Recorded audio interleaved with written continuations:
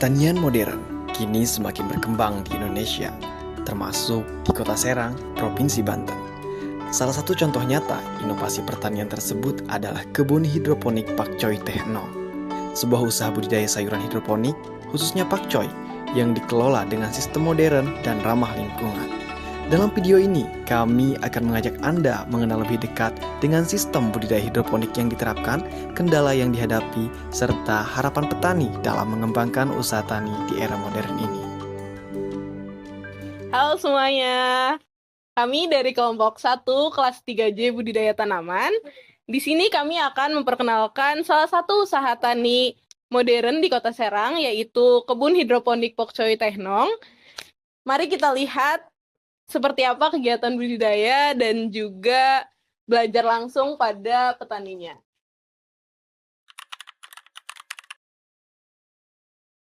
Ya, perkenalkan saya Ibu Sri ya. Kebetulan saya memang real petani banget ya. Saya petani dari tahun 2019 sampai sekarang alhamdulillah. Terus selain itu juga saya petani ini bunga potong ya. Philodendron untuk dekorasi wedding. Selain itu ibu juga aktif di UMKM, di kader PKK. Banyaklah kegiatan-kegiatannya. Selain dari hidroponik itu juga Ibu ada terkait kayak usaha-usaha lain kayak yang tadi bunga potong dan sebagainya. Mungkin di sini kita bakalan fokus ke bagian budidaya hidroponik kali ya. Mungkin dari kita itu pengen tahu sih Bu, alasan kenapa Ibu itu lebih memilih usaha hidroponik pokcoy dibanding kayak usaha budidaya yang konvensional gitu sih Bu. Satu sisi apa ya, kalau hidro itu sebenarnya ke kitanya bersih, nggak kotor, kita nggak megang-megang tanah lagi, nggak ada cacing atau apa. Terus ibu kan urban farmingnya bertanamnya di atas ya, jadi biarpun kita malam kita masih bisa nanam-nanam karena itu di rumah gitu kan. Apa ya, pemanfaatan inilah balkon daripada kosong, kita tanam-tanamin aja. Dari kami ingin nanya buat apa namanya si komoditasnya itu, kenapa milih kayak tanaman yang kayak pokcoy, selada, terus kayak apa namanya tadi selada merah, bayam gitu dibanding kayak kan ada tuh bisa hidroponik melon kayak gitu Bu. Kenapa milih sayuran kayak pokcoy gitu Bu?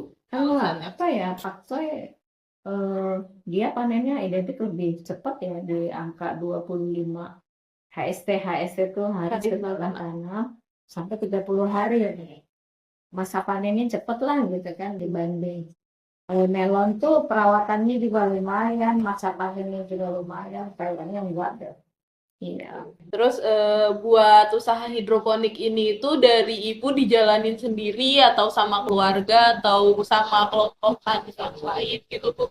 Ya, untuk saat ini sih dulu ya waktu marketnya ada kita sama berkelompok dulu. Untuk sekarang kita sendiri aja, ibu sendiri.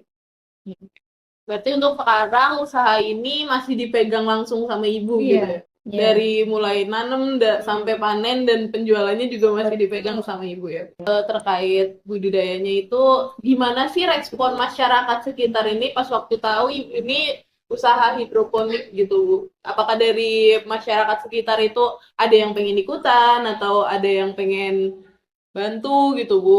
Paling mereka cuma sekedar mau nanya-nanya, pengen tahu. Paling udah sekilas ibu jelasin gitu-gitu ya udah. Kalau lagi panen kita kadang-kadang suka berbagi sih ke tetangga-tetangga gitu kan. Cuman untuk beli ya mungkin daya belinya kurang karena harga yang mahal itu.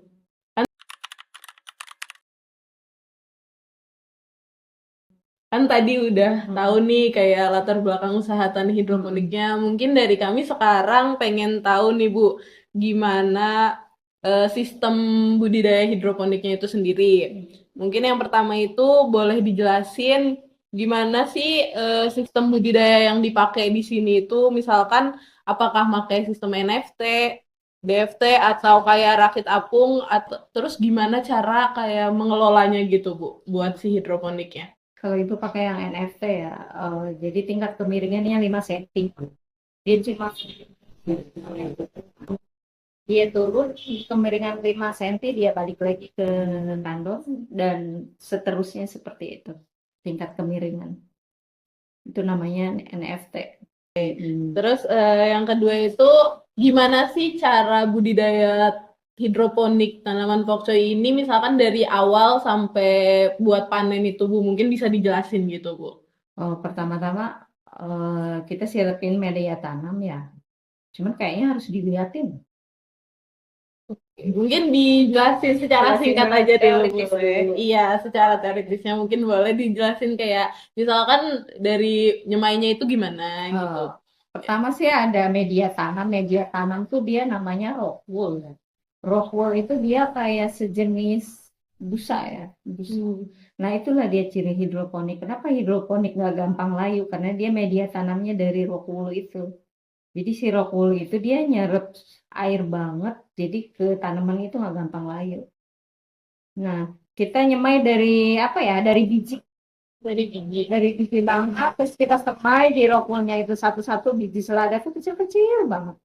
Pakai tusuk gigi di kerokkulinnya satu-satu, sudah tersemai, kita tutup pakai plastik hitam 1 malam 24 jam, taruh di tempat yang gelap, besoknya baru dibuka. Apakah dia udah pecah biji kecambahnya, baru kita perkenalkan sama sinar matahari. Iya. Terus kan itu bagian penyemaiannya. Untuk dipindah ke tempat hidroponiknya itu di waktu berapa hari setelah tanam gitu? Kalau ibu di angka 14 HSS sekitar 2 mingguan sih, baru pindah tanam. Berarti dari penyemaian terus pindah ke tempat tanam itu Sekitar di 2 minggu. Terus karena dia sesudah tumbuh daun sejati. Iya. Terus nanti ditunggu 1 bulan baru bisa dipanen gitu. Betul. Terus Iya. dalam kan itu ada satu instalasinya gitu ya Bu berarti. Iya. Buat satu instalasinya itu kira-kira bisa nanam berapa lubang buat tanaman Kalau di atas hampir hampir 1000 deh. 1000 lubang tanam. 1.000 lubang tanam buat di atas itu Iya. satu instalasi gitu. Itu satu instalasi. Ya kalau misalkan kan kayak sekarang nih musim nih berubah-berubah ya Bu. Itu tuh ada pengaruhnya nggak sih Bu? Misalkan kalau misalkan musim panas itu lebih lama tumbuhnya atau musim hujan itu lebih lama tumbuhnya atau sebenarnya itu tuh nggak terlalu berpengaruh buat tanaman hidroponik gitu Bu? Kalau musim hujan kayak gini sih dia identiknya kayak lumut, busuk, akar, seringnya kendalanya seperti itu karena cuaca lembab. Kalau untuk cuaca panas biasanya dia ada hama kutu putihnya. Untuk saat ini ya ibu paling pakai apa namanya, fungisida organik dari bawang putih apa gitu. Karena memang hidroponik nggak bisa pakai itu ya. Pakai pestisida, iya. Pakainya yang nabati. Terus buat pengaturan suhunya gitu di atas itu ibu pakai kayak cahaya asli dari matahari atau ada kayak cahaya buatan gitu misalnya Matahari aja. dari matahari langsung berarti ya Bu? Iya.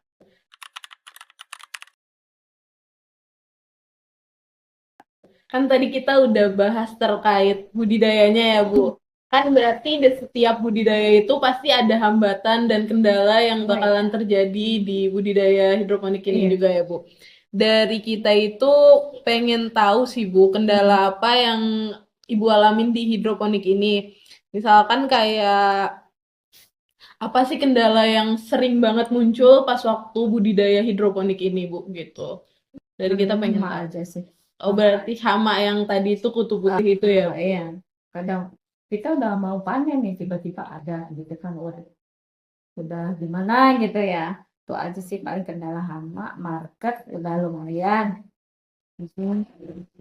Paling hama aja. Berarti buat kalau kendala hama itu seperti yang udah dijelaskan tadi ya Bu, kayak misalkan buat penanganannya itu make apa namanya bawang putih sama bisa juga dari bekas apa ya, tembakau itu bekas untung rokok itu ibu fermentasi, direndam semalam besoknya disemprotin. Iya, dari bawang putihnya di blend, didiemin dulu 1 malam, besoknya baru. Oke, saya ulangin lagi. Kalau misalkan dari teknisnya itu ada kendala, misalkan kalau ada kendala itu biasanya ada di kendala bagian apa sih? Misalkan kayak dari kendala teknis bagian alat-alatnya gitu Bu. Oh, paling kalau kendalanya mati lampu ya.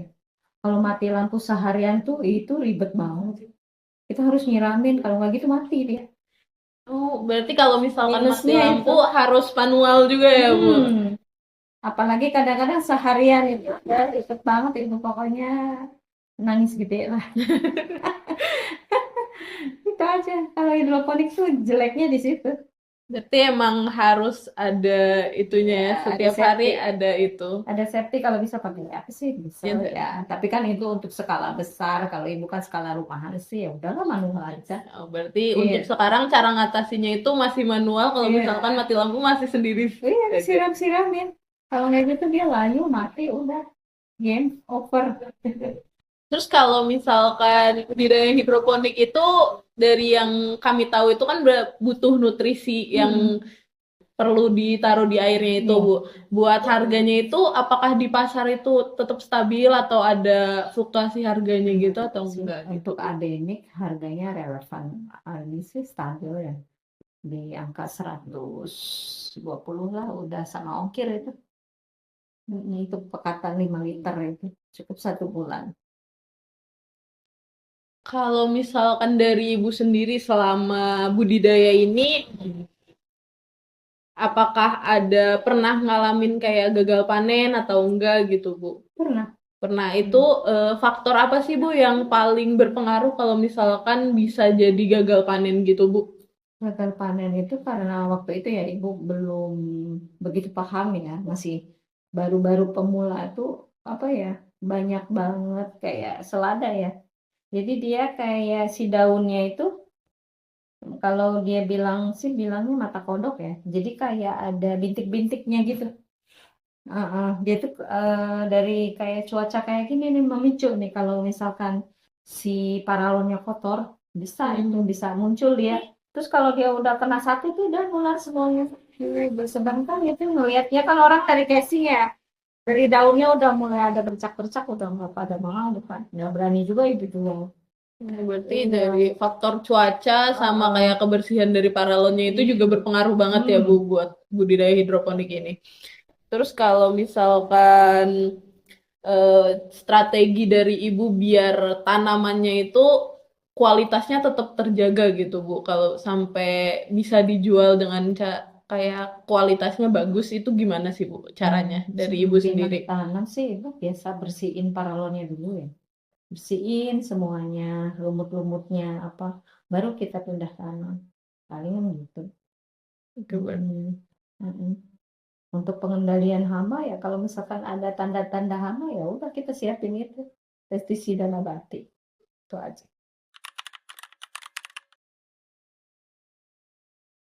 Buat sekarang, kami itu ingin mengetahui gambaran dari hasil produksi sama pendapatan yang didapatkan dari usaha budidaya pokco ini.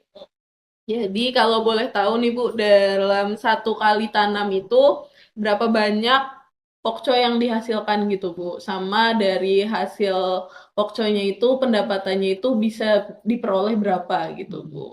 Mungkin kalau boleh tahu. Iya, kalau ibu kan biasanya panennya setiap 1 minggu sekali ya memang nanamnya juga nggak banyak sesuai hasil panen per minggu itu kalau ibu biasa jual palingan di sekitaran 60 piece ya 60 piece kali 5.000 Itu per minggu ya Bu berarti? minggu ya. Kalau buat hasil panennya itu dari Ibu dijualnya itu kemana aja Bu? Dari hasil panen pokcoynya. Oh, kalau saat ini sih hanya untuk di KP3B terus kalau ada bajar-bajar gitu ya sekitaran itu. Kalau tadi sih di mana ya? Ke Pemkot. Ke Pemkot Iya, daerah. iya di KSD sana. Kalau misalkan ke toko sayur atau supermarket gitu masih belum ya Bu berarti? Nggak minat ya. Oh nggak minat, berarti Karena emang mereka ke sana. bayarnya sesuai yang laku gitu. Hmm, Iya, jadi kalau udah busuk balikin ke kita. Ibu maunya cari mitra yang udah kita kirim dia bayar sesuai apa yang dia kirim kan yang kita kirim. Jadi kita nerima uangnya ini. Kalau kayak retail kayak gitu enggak. Karena kita udah tahu mekanismenya seperti apa. Enggak banget tuh kayaknya. ya satu kali produksi itu total biaya yang dikeluarin itu berapa Bu? Misalkan untuk satu kali tanam gitu. Enggak. sekitaran setiap minggu ibu semai sama pindah tanam sekitaran 200.000 sih. 200.000 sekali tanam gitu setiap produksi gitu. Dari hasil kayak kalau misalkan dihitung-hitung gitu Bu, dari biaya produksi sama hasil penjualannya itu kira-kira itu tuh hasil untungnya itu berapa gitu Bu? Ya misalkan ibu sekali tanam ya, kalau sama itu ya 300 lah dapat seminggu itu di luar HTP. Di luar HPP berarti bisa dapat laba bersihnya itu 300.000 ya Bu berarti. Kalau misalkan menurut Ibu buat hasil budidaya hidroponik itu lebih menguntungkan atau enggak kalau misalkan dibandingin sama budidaya konvensional gitu Bu?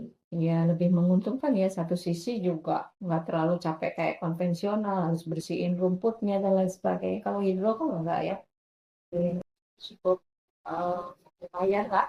Berarti itu setiap minggu itu kontinuitas ya Bu? Dari Ibu itu gimana sih strategi yang diterapkan agar biaya produksinya itu tetap efisien gitu buat setiap minggunya gitu Bu? Kalau hidroponik sih kata ibu ya listrik ya nggak terlalu gede juga sih ya. Biasa-biasa sih, nggak ada yang terlalu disiasatin, biasa-biasa aja, natural aja.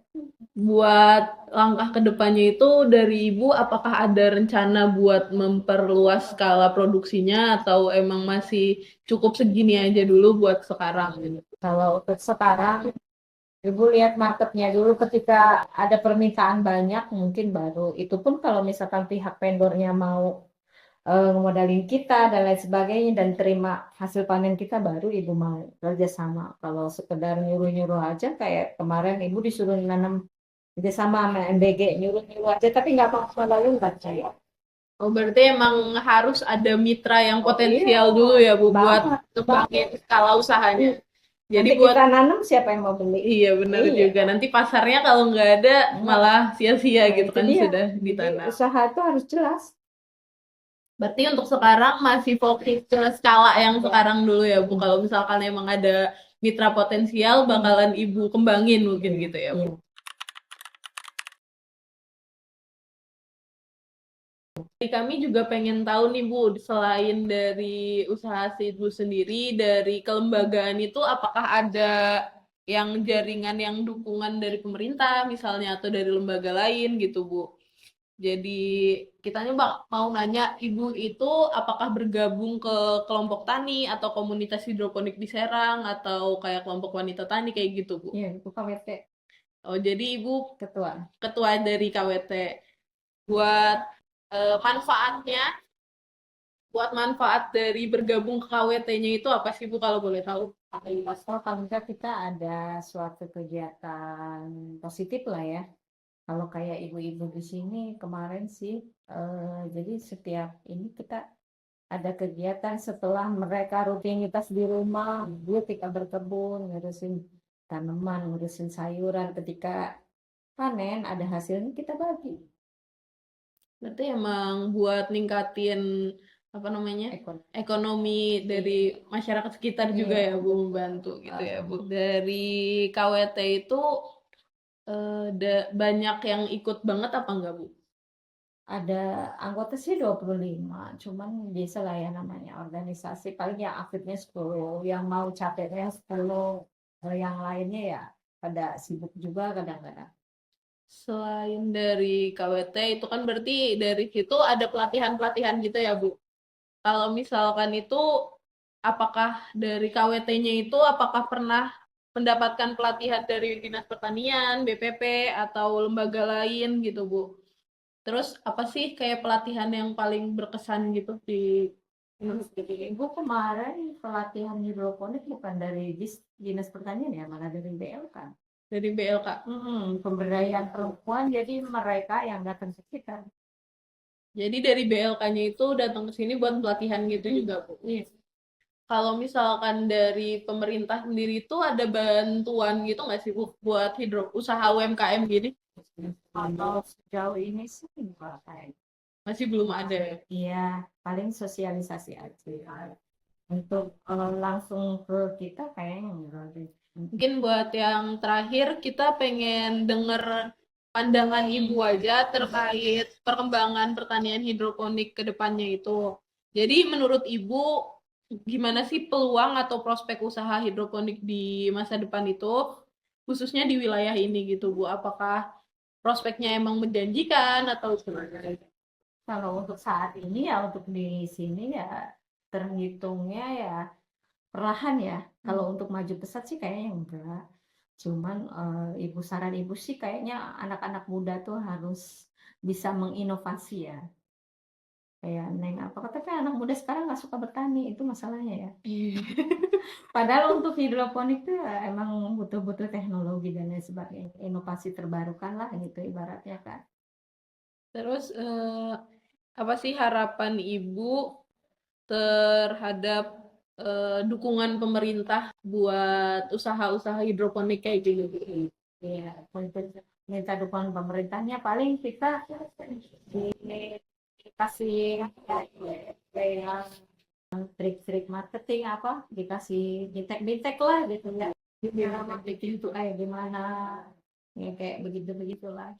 Kalau misalkan buat ke perguruan tinggi atau ke generasi muda, mungkin Ibu ada saran atau masukan buat kita semua gitu Bu, bisa diutarakan gitu kalau Iya, misalkan. ibu berharap sih generasi yang milenial itu sukalah pertanian biar pertanian itu maju lagi karena biar bagaimanapun pertanian itu sebagai ya tolak ukur dari segalanya sebenarnya.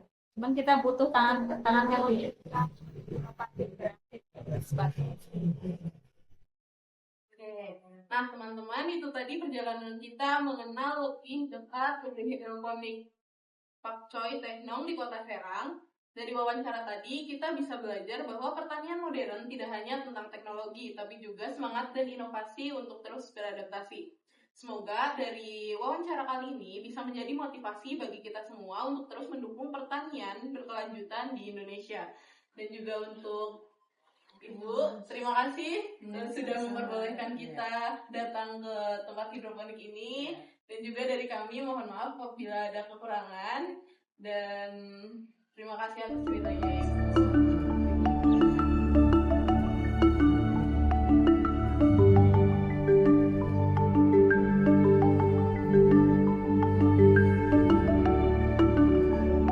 Mari bersama kita membangun masa depan pertanian yang lebih hijau, cerdas, dan mandiri.